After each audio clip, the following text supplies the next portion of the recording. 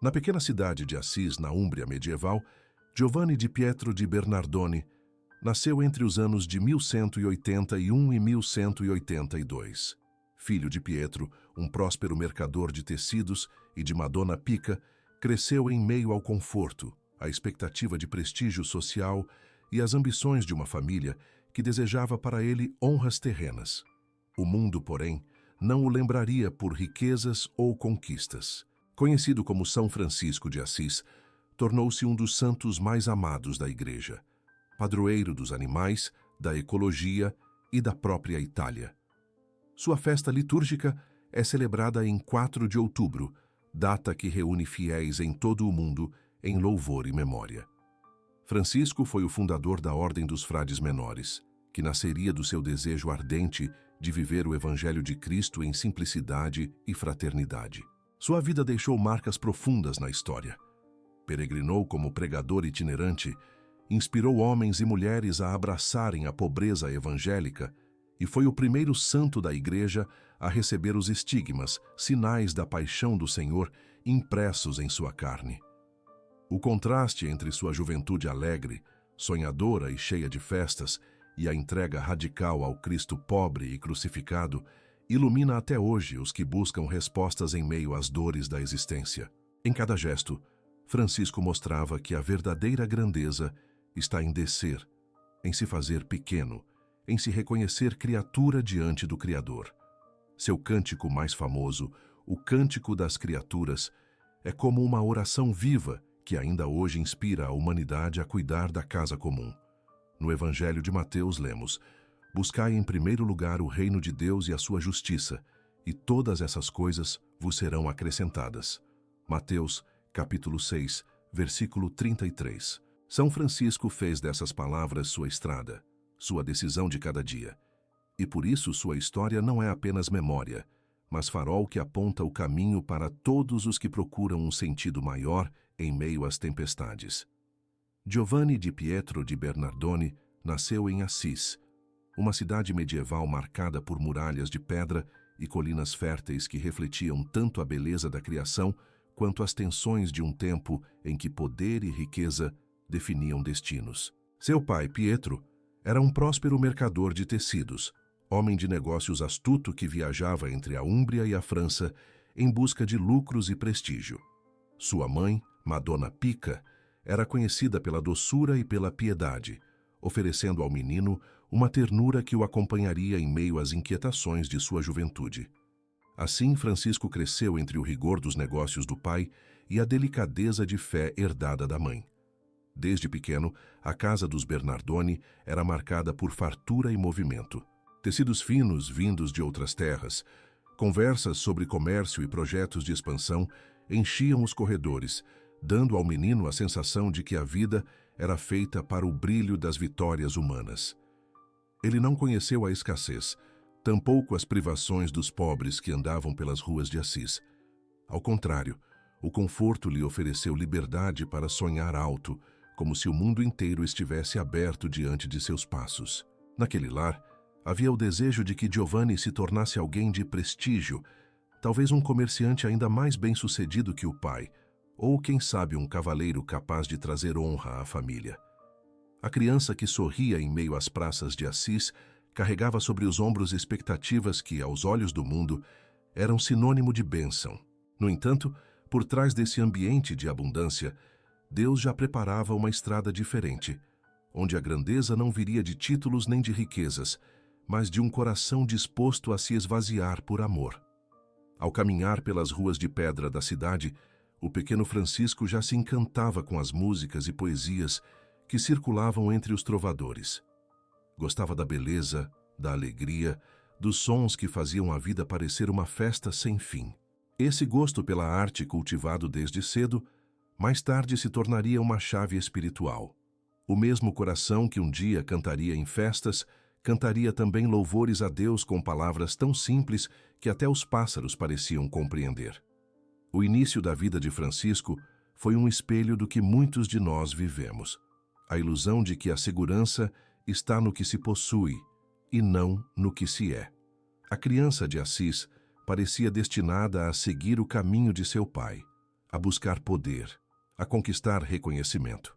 Mas, como nos recorda o Salmo 127, se o Senhor não edificar a casa, em vão trabalham os que a constroem. Se o Senhor não guardar a cidade, em vão vigia a sentinela. Salmo capítulo 127, versículo 1. Aquele menino, cercado de abundância, só encontraria o verdadeiro alicerce da vida quando descobrisse que tudo o que tinha não era nada diante de Deus. Assim começou a jornada do santo, que um dia escolheria ser chamado de irmão menor. Seu nascimento foi em meio a riquezas, mas seu destino estava escondido na pobreza. Cresceu cercado de expectativas humanas, mas seria conduzido por uma força maior, que o levaria a derrubar as muralhas do próprio coração para se tornar reflexo da simplicidade do Evangelho. A juventude de Giovanni di Pietro di Bernardone, que mais tarde seria chamado de Francisco, floresceu em um ambiente de abundância. Assis, embora fosse uma cidade pequena, respirava os ares das canções dos trovadores, das procissões religiosas e das ambições de famílias que buscavam se afirmar em uma Itália dividida entre feudos e poderes emergentes. Naquela atmosfera, o menino cresceu envolvido pelo brilho das festas e pela promessa de um futuro repleto de honras. Não foi formado nos estudos das letras eruditas, nem mergulhou nos grandes tratados da filosofia que circulavam nas universidades do tempo. Sua educação foi prática, moldada para os negócios da família, destinada a torná-lo apto a negociar, vender, lucrar e sustentar o prestígio dos Bernardoni. Aprendeu a somar moedas antes mesmo de decifrar frases longas, pois o que se esperava dele não era santidade, mas continuidade do comércio. Entretanto, o jovem Francisco, ainda que obedecesse às expectativas, revelava desde cedo um coração inclinado à beleza. Enquanto muitos se preocupavam apenas com contas e mercadorias, ele se deixava encantar pela música e pela poesia. Encontrava nas canções que chegavam da França um ideal de vida: cavaleiros nobres, batalhas justas, amores puros, gestos heróicos. Aquele mundo de sonhos preenchia sua imaginação e o fazia desejar uma glória que fosse além do comércio. A juventude lhe ofereceu o sabor das festas. Gostava da companhia dos amigos, da música que se espalhava pelas praças de Assis, dos banquetes que enfeitavam as noites. Não raro, era o centro das atenções, generoso com quem se aproximava e sempre pronto a oferecer alegria. Seu sorriso fácil e sua disposição para gastar o que possuía o tornaram querido entre os jovens da cidade. Muitos diziam que parecia destinado a algo grande, mas ninguém poderia imaginar que a grandeza que Deus reservava para ele seria tão distinta daquela que se anunciava. Francisco sonhava ser cavaleiro, não no sentido espiritual, mas na busca de honra e reconhecimento. Desejava vestir a armadura, empunhar a espada e voltar para Assis como herói. Seu coração ardia por glórias humanas, e nesse ardor ainda não havia espaço para a cruz. Como tantos jovens de sua idade, acreditava que o futuro estava em conquistas e vitórias. Mas Deus, paciente, deixava que esses sonhos se esgotassem por si mesmos, preparando no silêncio o chamado que transformaria sua vida. Em meio a essa juventude marcada por festas e sonhos, havia também lampejos de generosidade verdadeira.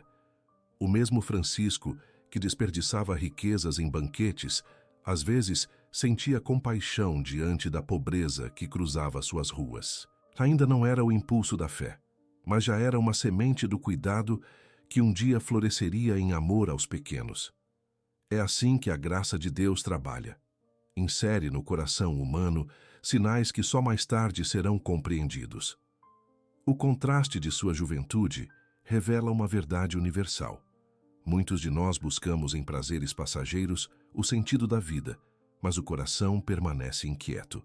Como nos lembra Santo Agostinho, fizeste-nos para ti, Senhor, e inquieto está o nosso coração, enquanto não repousa em ti. Essa inquietude ainda não dominava Francisco, pois ele estava embalado pelas ilusões de glória. Mas o tempo da graça já se aproximava. Na alegria desmedida e no desejo de reconhecimento, havia um vazio escondido, que ele mesmo ainda não sabia nomear. Aquele jovem que dançava nas ruas iluminadas, um dia caminharia descalço pelos campos, chamando o vento de irmão e o fogo de companheiro. O que parecia apenas juventude sem limites era, na verdade, o cenário em que Deus começava a preparar um coração para ser radicalmente dele. Os sonhos de cavaleiro que animavam o coração de Francisco o levaram a buscar glórias nos conflitos de sua época. Quando Assis se envolveu em lutas contra cidades vizinhas, ele se lançou com entusiasmo, acreditando que a batalha seria o caminho para conquistar fama. Mas aquilo que ele esperava como triunfo acabou se tornando uma prisão. Derrotado junto de seus companheiros, foi capturado e levado para Perúgia, onde permaneceu encarcerado por cerca de 1 ano. Na prisão, o jovem alegre das festas conheceu o silêncio forçado. Ali onde não havia festas nem canções, o coração de Francisco começou a ser trabalhado. Foi provado em sua esperança, e o peso da escuridão ao redor lhe trouxe as primeiras perguntas sobre o sentido da vida. O que antes parecia apenas um contratempo militar foi, na verdade, um mergulho em si mesmo, onde a vaidade encontrou seus limites. Libertado, retornou a Assis com um corpo enfraquecido e uma alma inquieta. Uma doença prolongada o deixou no leito, impedindo-o de viver as aventuras que tanto desejava.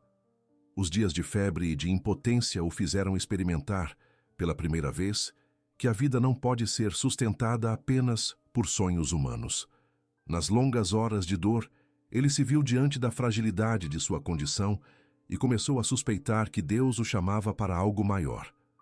Ao se recuperar, Francisco voltou a caminhar pelas ruas de Assis.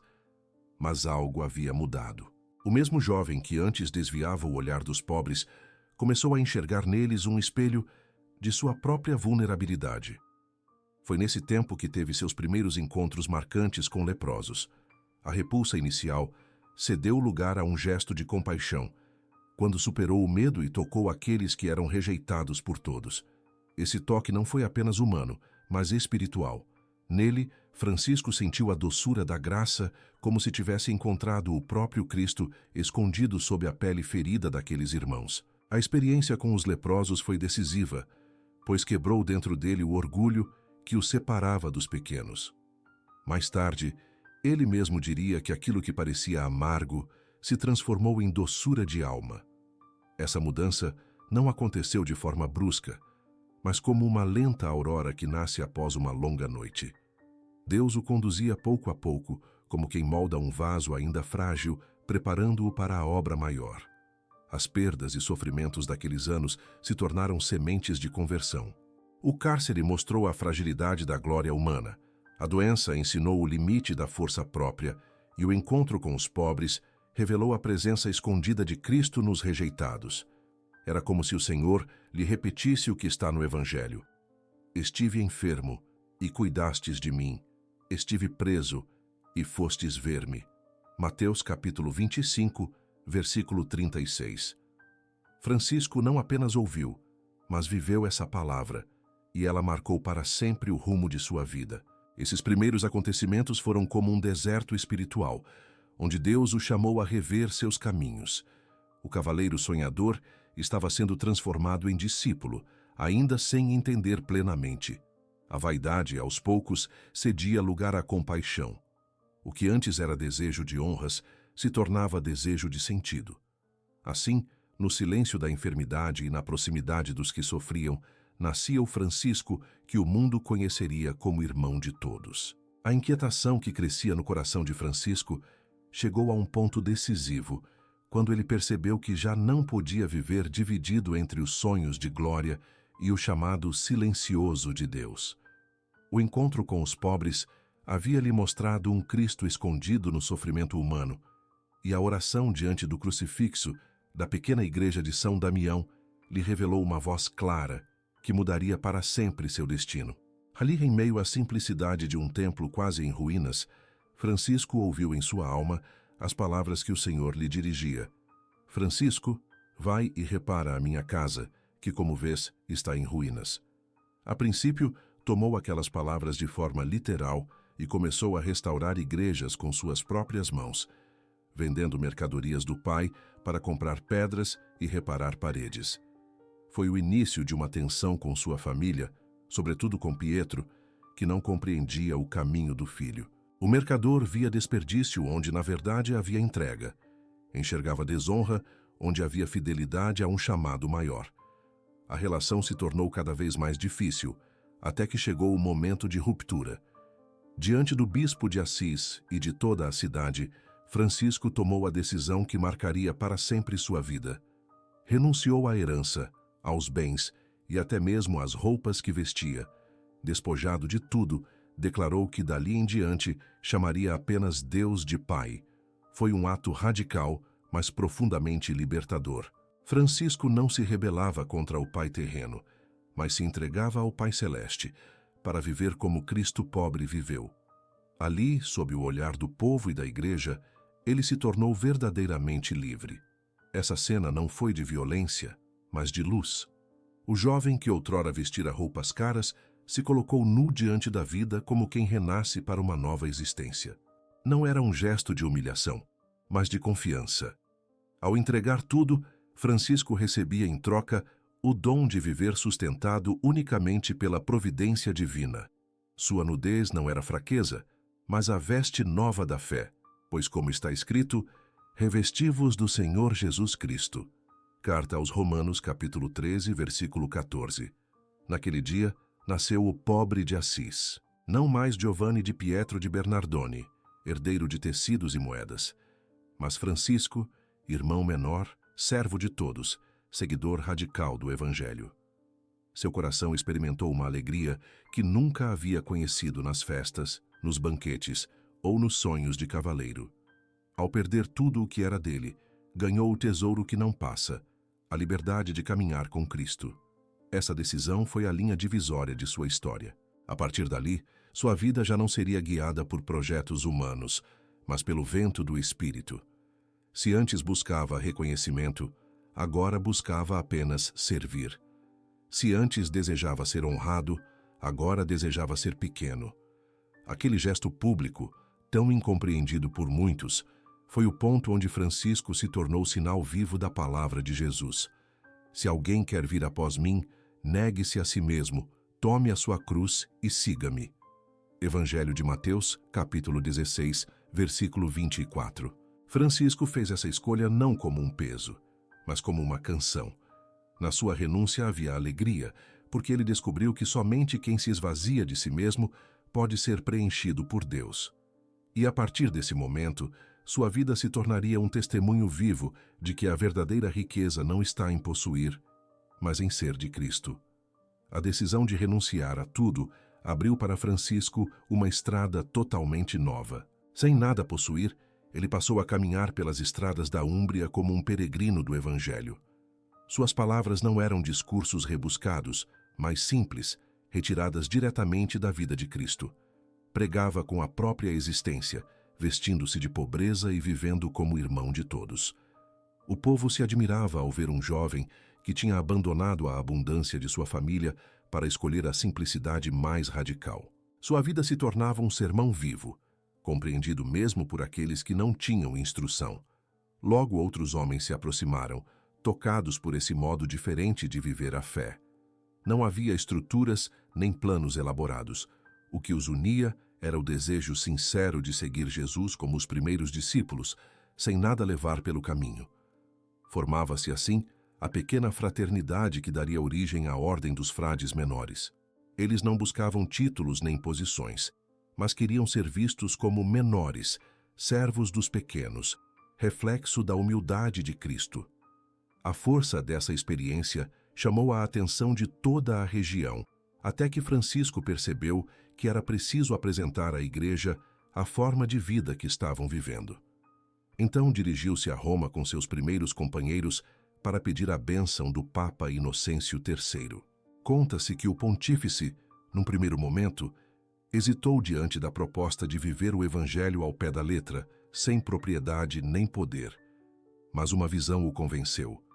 Viu em sonho a pequena figura de Francisco sustentando com suas mãos a Basílica de São João de Latrão, como quem impedia que ela desmoronasse. Tocou-lhe o coração a intuição de que aquele jovem pobre era, de fato, sustentáculo espiritual da Igreja. Com isso, deu aprovação oral à regra inicial, reconhecendo a fraternidade nascente. Essa confirmação não significava apenas um aval institucional, mas um sinal claro de que o caminho de Francisco estava em sintonia com o coração da Igreja. O Evangelho vivido na simplicidade ganhava ali um espaço fecundo, e a fraternidade, que era ainda pequena, começou a se expandir. Homens de diversas origens uniam-se ao movimento, deixando suas casas para seguir a estrada da pobreza evangélica. Foi nesse mesmo período que surgiu uma figura luminosa, chamada a trilhar a mesma inspiração, Clara de Assis. Tocada pela pregação de Francisco e pelo seu exemplo, ela também decidiu entregar a vida a Cristo em radicalidade. Fugiu da casa paterna, entregando seus cabelos e sua juventude nas mãos de Deus. Sob a orientação espiritual de Francisco, ela fundou a Ordem das Clarissas, um ramo feminino que refletia a mesma espiritualidade de pobreza, silêncio e oração. A amizade espiritual entre Francisco e Clara tornou-se um testemunho de pureza e de comunhão. Não havia neles interesse humano, mas um amor sustentado na busca de Deus. Juntos, mostraram que a pobreza não era miséria, mas liberdade, que a renúncia não era perda, mas plenitude. O mundo medieval, acostumado a ver a fé associada à riqueza e poder, via neles uma revolução silenciosa que nascia do Evangelho. Esse caminho desenvolvido por Francisco não foi sem provações. Muitas vezes, ele se deparou com incompreensões, dúvidas e até mesmo divisões internas entre seus seguidores, mas em todas essas situações, voltava à simplicidade da palavra e confiava na providência divina. Era como se ele repetisse, em cada dificuldade, o que Jesus disse no Evangelho. Não vos preocupeis com o dia de amanhã, pois o dia de amanhã terá as suas próprias preocupações. A cada dia basta o seu mal. Evangelho de Mateus, capítulo 6, versículo 34.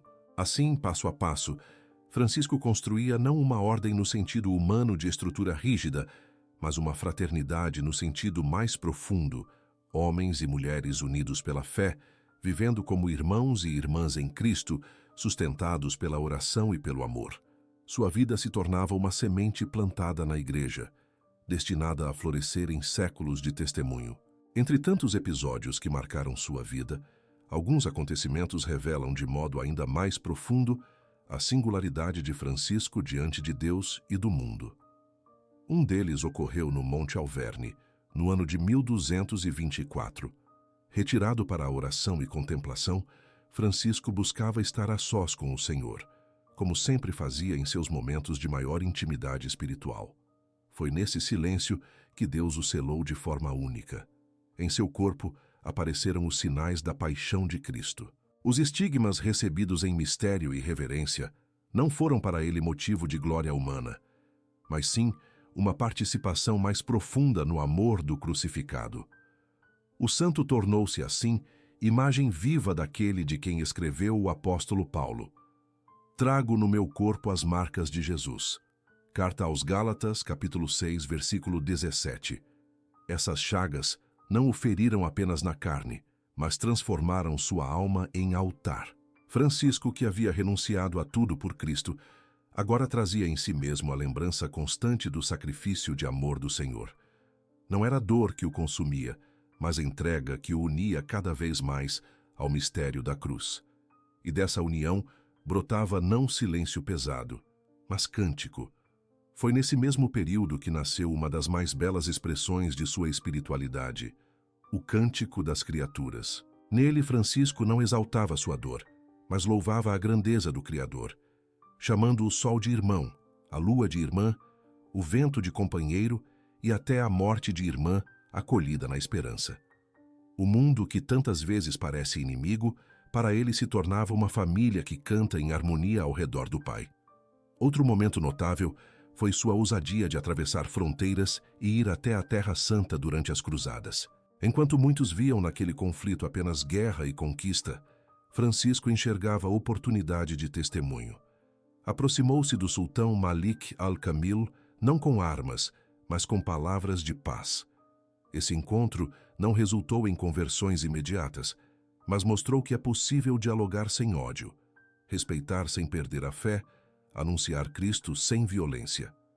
Francisco, em sua simplicidade, plantou ali uma semente de fraternidade universal que ainda hoje inspira cristãos e não cristãos. Sua vida também tocou profundamente a cultura de seu tempo. Artistas como Giotto, ao pintarem episódios da sua vida, não apenas registraram memórias, mas abriram uma nova sensibilidade na arte, onde a fé se tornava mais humana, mais próxima, mais sensível. A literatura espiritual medieval encontrou nele uma fonte de inspiração, transformando sua vida em poesia, em oração e em exemplo para séculos futuros. Francisco deixou de ser apenas homem de sua cidade para se tornar imagem universal de simplicidade e amor. Esses acontecimentos mostram que sua vida não foi apenas marcada por escolhas radicais, mas coroada por sinais extraordinários de Deus. A marca dos estigmas, a ousadia da paz em meio às guerras, o cântico de fraternidade com a criação e a inspiração que ofereceu às artes foram como luzes que confirmaram seu chamado. O pobre de Assis se tornava cada vez mais um reflexo vivo de Cristo para o mundo. Os últimos anos de Francisco foram marcados pela fragilidade do corpo e pela intensidade da alma.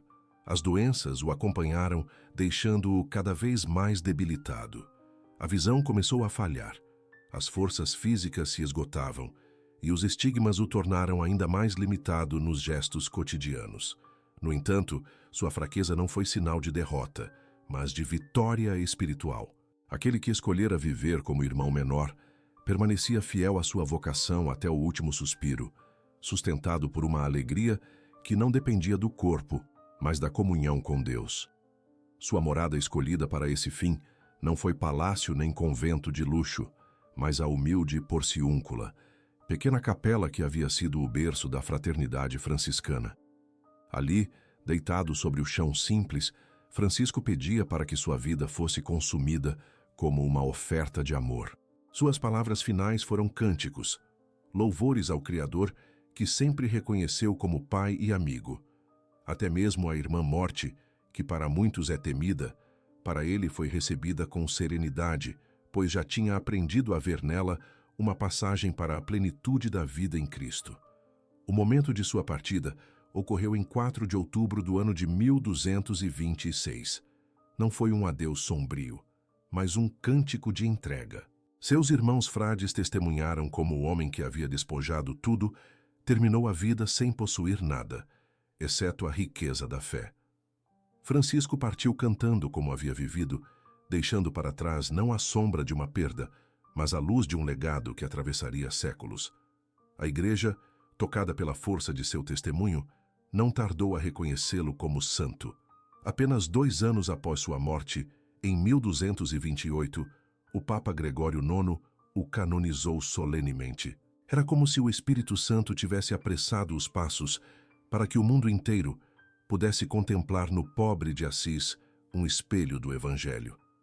Pouco depois, ergueu-se em sua cidade a majestosa Basílica de São Francisco, que até hoje guarda seus restos mortais e atrai peregrinos do mundo inteiro, não como um monumento de glória humana, mas como sinal de uma vida consumida em amor.